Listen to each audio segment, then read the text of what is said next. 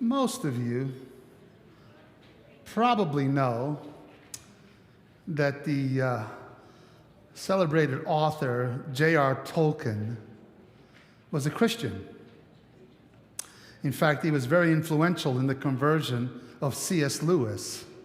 This is an interesting little tidbit there that most people don't know.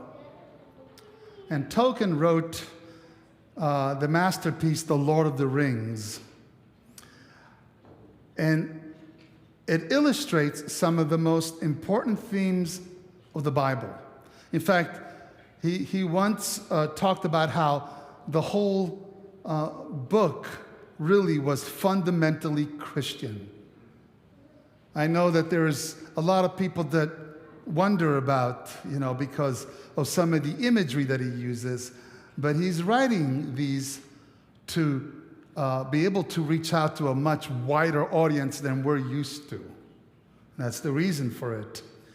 The themes were like light versus darkness. If you've read the book or watched the movie, there is light versus darkness. There's the power of temptation. There's justice and sacrifice. There's even salvation. At one point during the movie, one of the characters, Sam, turns and says, "I wonder what sort of tale we've fallen into."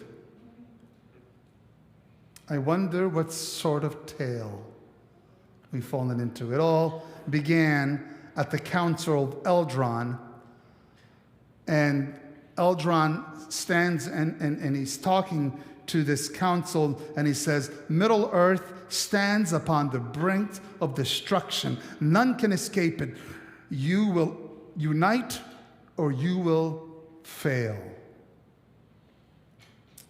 Frodo puts the dark ring on a stone pedestal, and there is wonder and confusion from everybody. They're all wondering what is going on. And then suddenly there's argument. And as they argue over the fate of the world and the power of the ring, Eldron speaks with authority. He says, "You have one choice, and the choice is the ring must be destroyed." So they soon realize that the ring cannot be destroyed by brutal force. It must be destroyed in the fires of Mordor, as the story goes. And soon the arguments intensify again. Who's brave enough? Who's strong enough? Who's willing enough to take it to Mordor? And suddenly a small little hobbit steps up, Frodo again. And as everybody is arguing, he says, "I will take it." But nobody hears him. And so he says it louder, "I will take it." And everybody stops dead in their tracks. And they can't believe it. Arguments dies down, and Gandalf closes his eyes as he hears Frodo's statement. And the members of the council slowly turn towards Frodo, and they are astonished that this little hobbit is willing to have the courage to do it. And Frodo says it again, I will take the ring to Mordor, though I do not know the way. And the next few moments, others begin to step forward. "And I'll go with you." And someone says, "You can have my sword." And someone says, "You can have my bow." Someone else says, "You can have my axe." One by one, joining them.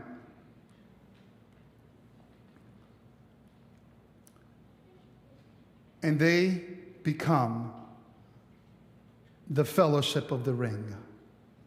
Anybody here read the story? Or seen the movie at least? If not, I would encourage you to put aside any personal thoughts about what you think it is, it isn't, and see if you cannot see Christ, salvation, and this war between dark and evil within the story of the Lord of the Rings. It is quite an amazing story.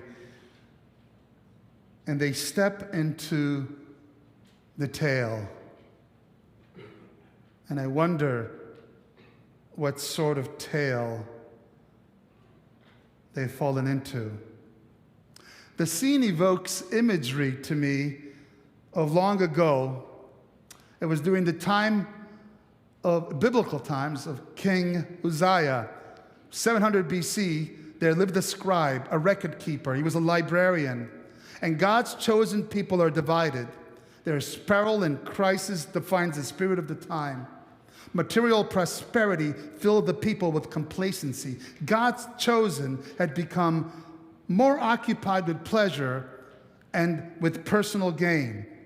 There is unrest, there is anger, there is frustration, and self-centeredness led to injustice. Many are no longer thinking about God. The others are more concerned with the form of religion. And in this dangerous and empty world, this librarian by the name of Isaiah has a vision.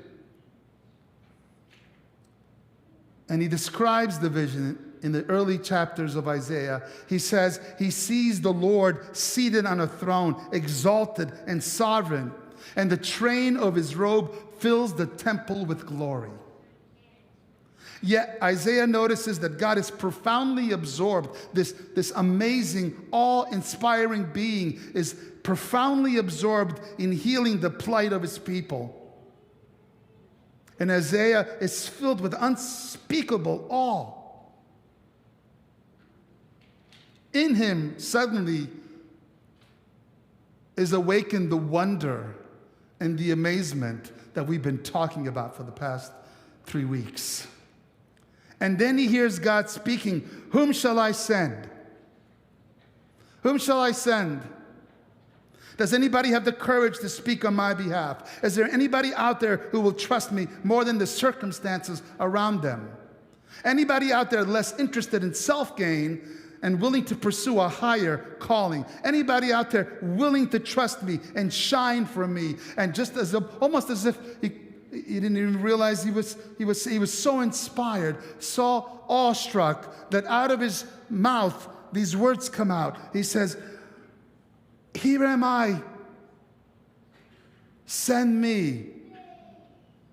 I will do it, although I don't know the way."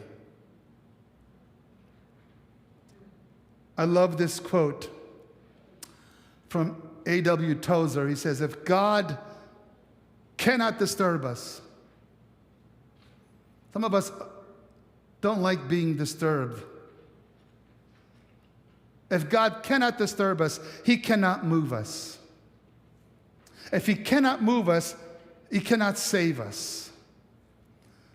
And if he cannot get us concerned about the things of God, he cannot do anything at all for us. Did you catch that? How are we doing out there? If God cannot disturb us, he cannot move us. If he cannot move us, he cannot save us. And if he cannot get us concerned about the things of God, he cannot do anything at all for us. Do you believe that? I believe that with all my heart. And I think sometimes we need to ask God to disturb us so that he can move us,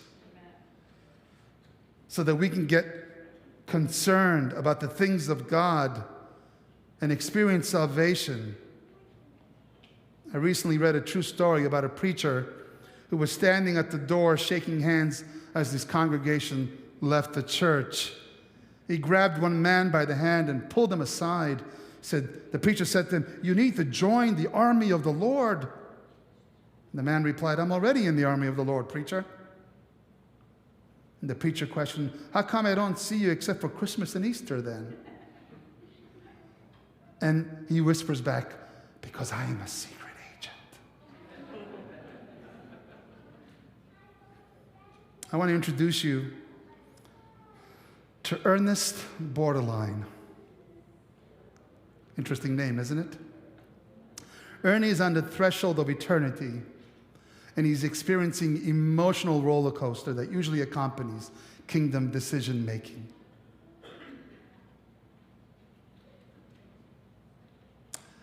One voice that says in him, "I'm not so bad. Another one that says, no need for dramatic conversion. Let's not go overboard. It's just a song. It's just some words in the sermon that just grab me in the heart. Just calm down, Ernie. But as the battle over Ernie's life intensifies, an army of conviction invades until Ernie could not take it any longer. And perhaps this time it was the song, and perhaps this time it was the sermon, or perhaps it was the testimony of one of his friends maybe it was the appeal at the church, but too many sleepless nights, and then surrender comes. And that night, Ernie called on the name of Jesus Christ with quivering lips and admitted, I'm a sinner and I need a Savior.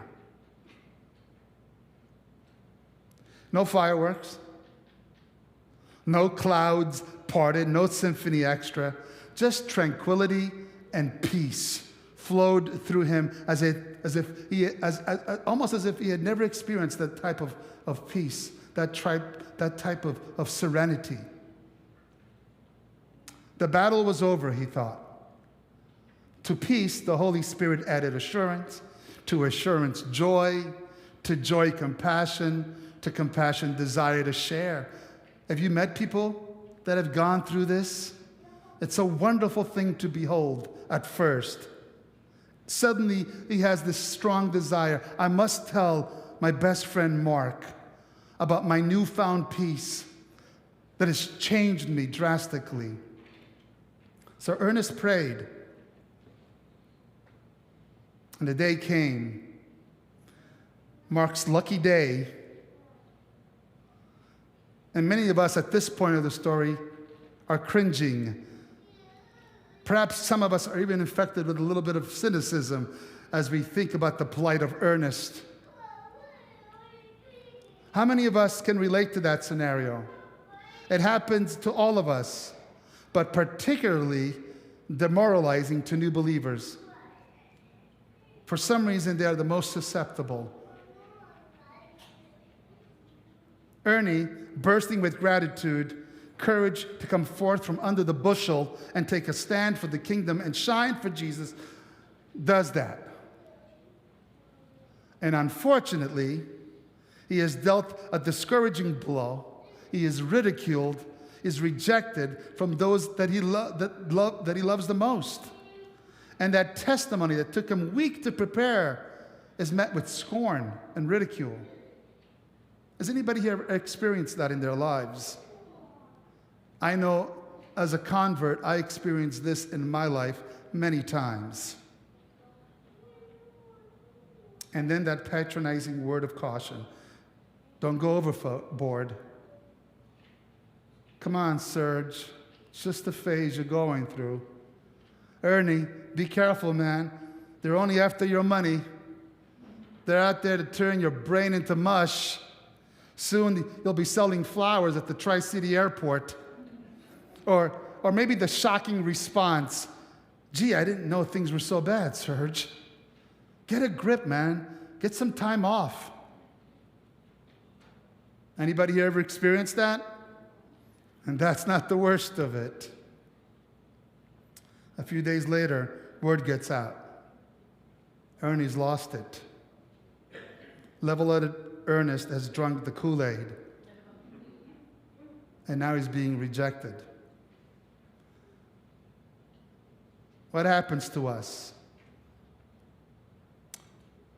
when we sense for the first time that we're on the outside? I mean, obviously, Earnest borderline is a made-up name. It's a made-up individual. But it is a story of an individual that is repeated over and over and over again.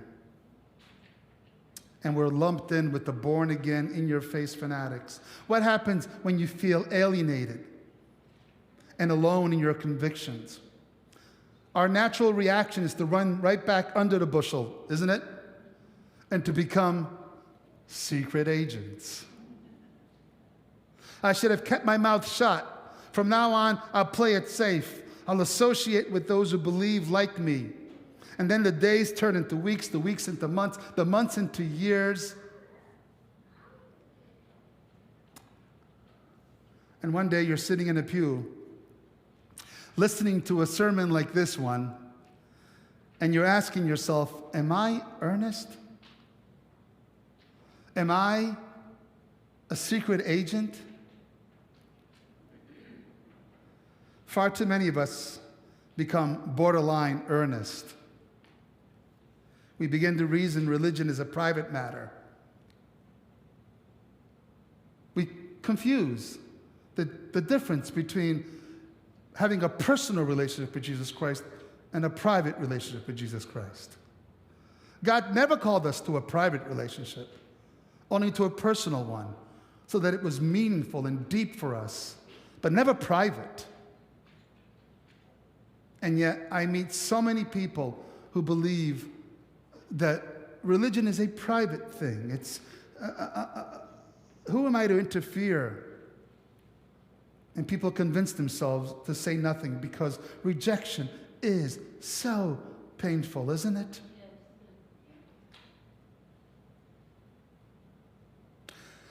If I just simply live a life of faith in a consistent fashion, maybe they'll see it, maybe they'll want it, and somehow figure out how I can, maybe they'll say, maybe, how can I get that for myself, right? I mean, that happens every day, doesn't it? Or maybe we'll volunteer at the church. But no commitment, please.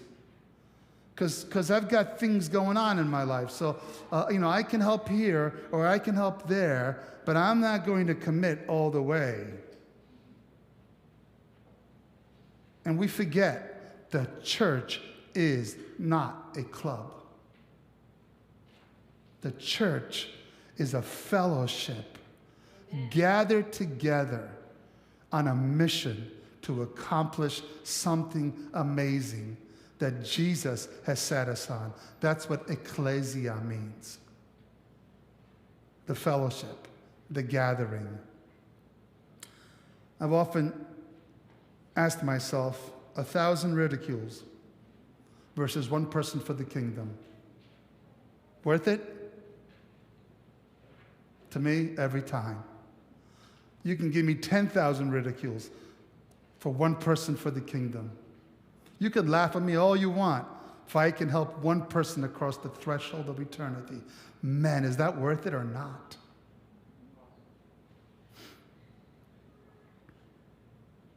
Romans chapter 10, I love what it says. It says, for everyone who calls on the name of the Lord will be what? Saved. But then Paul continues. He says, how then can they call on the one they have not believed in?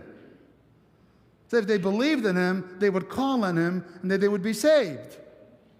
And then he says, well, but then how can they believe in the one whom they have not heard?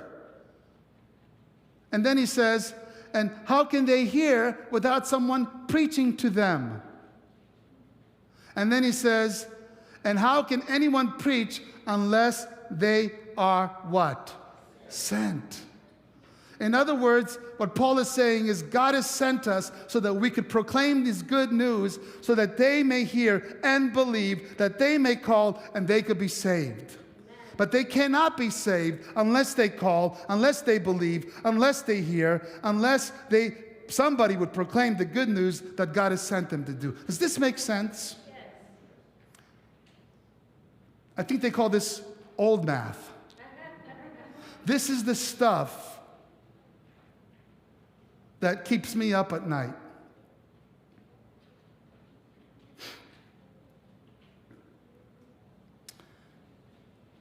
There's this amazing, I'm just going to read it to you, so unless you want to look it up in your own Bibles, I'm just going to put up the last sentence. It's in Mark chapter 7, 31 through 36. It says, then Jesus left the vicinity of Tyre and went through Sidon, down to the Sea of Galilee and into the region of Decapolis. There some people brought to him a man who was deaf and could hardly talk, and they begged Jesus to place his hands on him. After he took him aside, away from the crowd, Jesus put his fingers into the man's ears. I think that's kind of funny. I don't know. And then he spit and touched the man's tongue. You ever wonder why Jesus does that? This is the same Jesus that, was ready to go to somebody's house to heal the servant, and the centurion says, all you have to say is the word. You don't even have to come over my house. And sure enough, the servant is healed. Why is Jesus now sticking his fingers in people's ears, taking saliva and putting it in why does he do it this way? I think God likes to have some fun sometime. I think God likes to have some drama sometime. Here, watch this.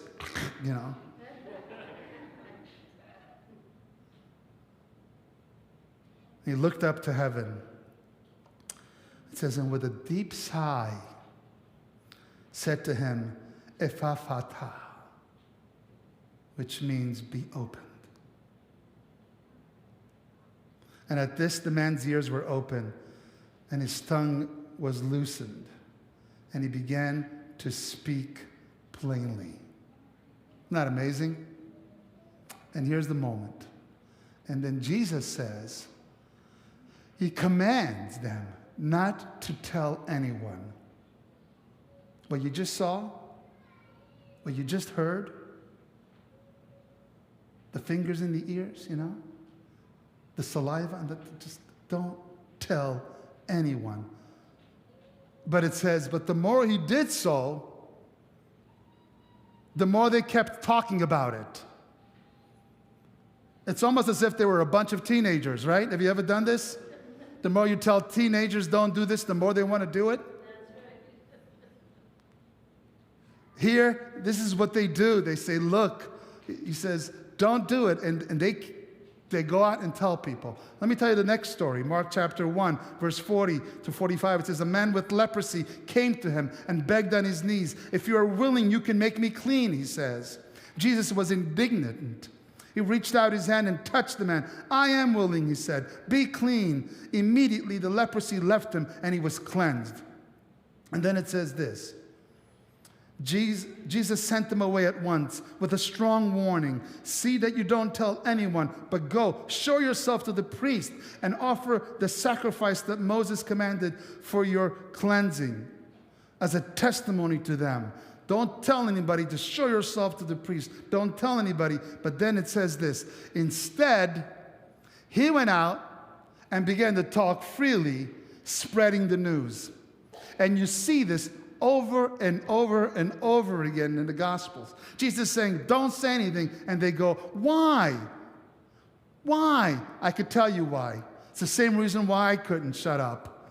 Because the moment I realized what God had done for me, the moment I realized what God is willing to do for anybody, I cannot be quiet. It was as if I had the cure for cancer and I was cured of cancer. And I had to tell people, I got the cure. Here it is.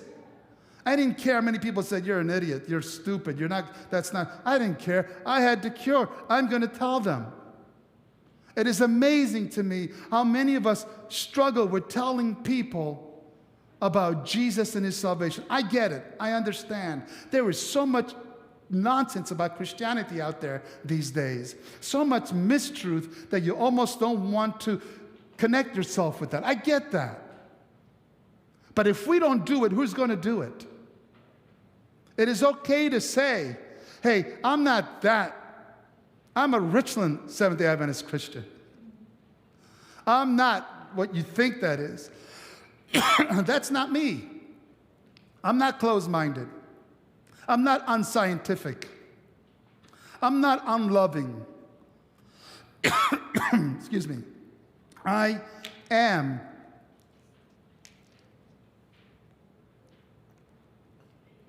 someone who has been plucked out of the fire.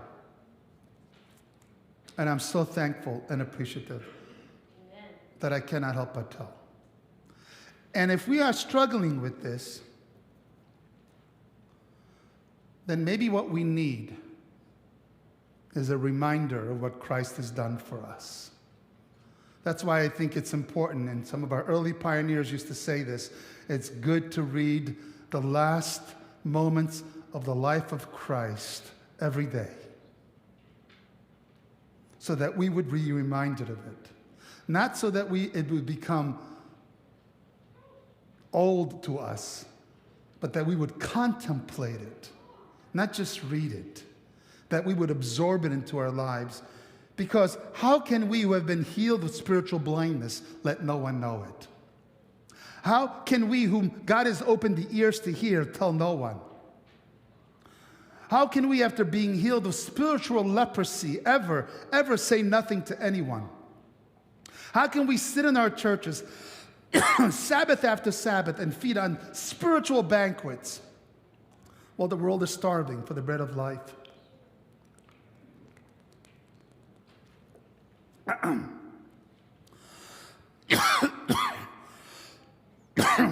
Excuse me.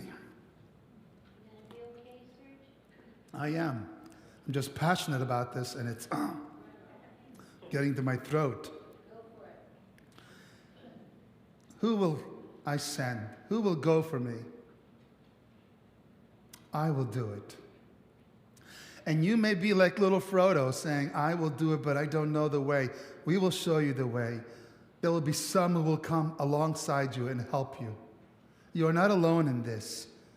I will go, and I will connect with others and connect others with Christ. And you don't have to do it alone. We're in this together. Amen. That is what church really means. I think a few weeks ago I told you about my friend who was a pastor, went to seminary. Remember this story? And somehow we got to talking and found out that he's becoming an agnostic, really. He doesn't really believe in God anymore. And kiddingly, I said, well, for whatever it's worth, I'm praying for you. And he said to me, yes, I'm sending you good vibes too, right? Because sometimes when you leave God, you almost want to make a statement, don't you? I said, no problems. A couple days ago, I did not expect this. I get a text. Hey, Serge. We actually have this word that we use. I don't know how it started. It's a Neapolitan word that means young man. It's wayo. So he calls me Big Wayo, and he's Little Wayo. And he says, hey, Wayo, can you